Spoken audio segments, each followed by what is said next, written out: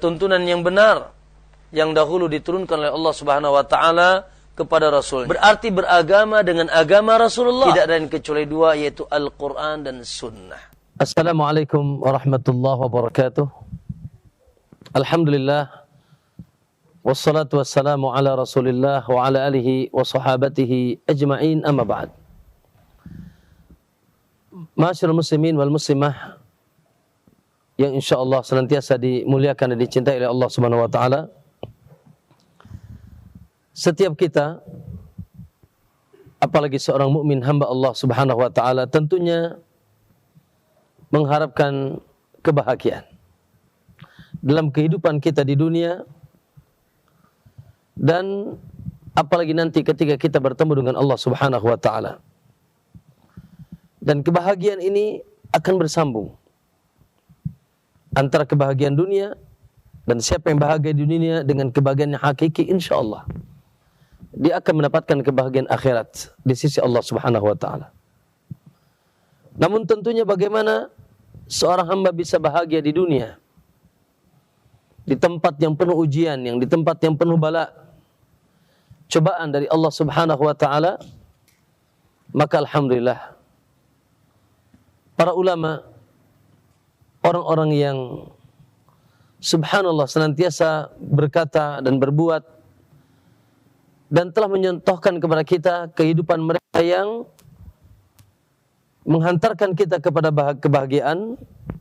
Mereka menjelaskan bagaimana agar kita bisa hidup bahagia di setiap keadaan.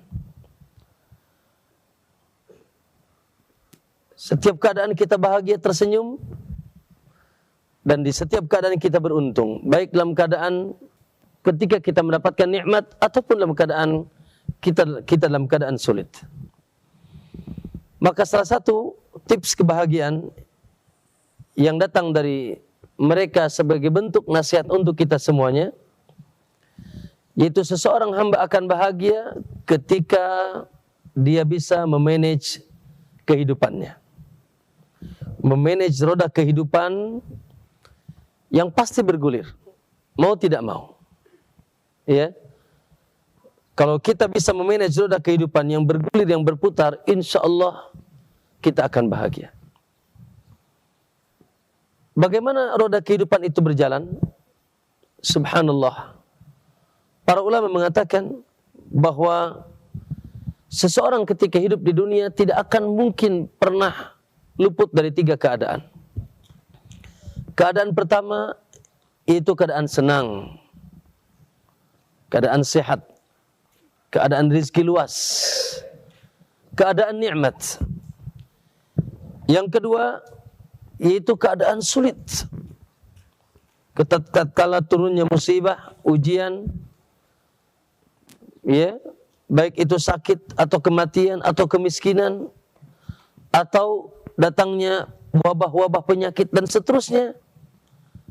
Itu keadaan yang kedua. Dalam keadaan itu kita sulit dan mendapatkan musibah dari Allah SWT. Yang ketiga adalah keadaan di mana kita manusia pasti melakukan maksiat, berdosa terhadap Allah SWT.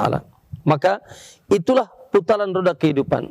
Kadang senang, kadang sulit, dan juga subhanallah terkadang manusia terjerumus kepada dosa dan maksiat. Maka bagaimana agar kita bahagia? Subhanallah, para ulama yang memberikan tips bagaimana agar kita bahagia, sebagaimana Syekh Muhammad bin Abdul Wahab di muqaddimah kitab Qaidul Arba'nya, beliau mengatakan, ayyaj'alaka mimman idza utiya syakar wa idza ibtuliya sabar wa idza adnaba astaghfar fa inna haula'i tsalas unwanus sa'adah. Semoga engkau dijadikan oleh Allah Subhanahu wa taala menjadi orang yang apabila u'tiya, ketika mendapatkan nikmat, mendapatkan kenikmatan dari Allah Subhanahu wa taala, maka engkau bersyukur. Ketika kita mendapatkan nikmat, ya, apa yang kita cintai, yang kita sukai, yang kita senangi, dari keadaan sehat, dari rezeki yang luas, maka kita bersyukur kepada Allah Subhanahu wa taala, dan kita yakin tidak ada nikmat yang mengena kita kecuali Allah. Maka kita bersyukur dengan lisan kita, mengucapkan alhamdulillah, dan kita sandarkan nikmat itu kepada Allah, dan semakin kuat ketaatan kita dalam bentuk syukur, sebagai bentuk syukur kita kepada Allah Subhanahu wa taala. La in syakartum la azidannakum, bila kau bersyukur maka Allah akan senantiasa menambah nikmat yang telah Allah berikan kepadamu.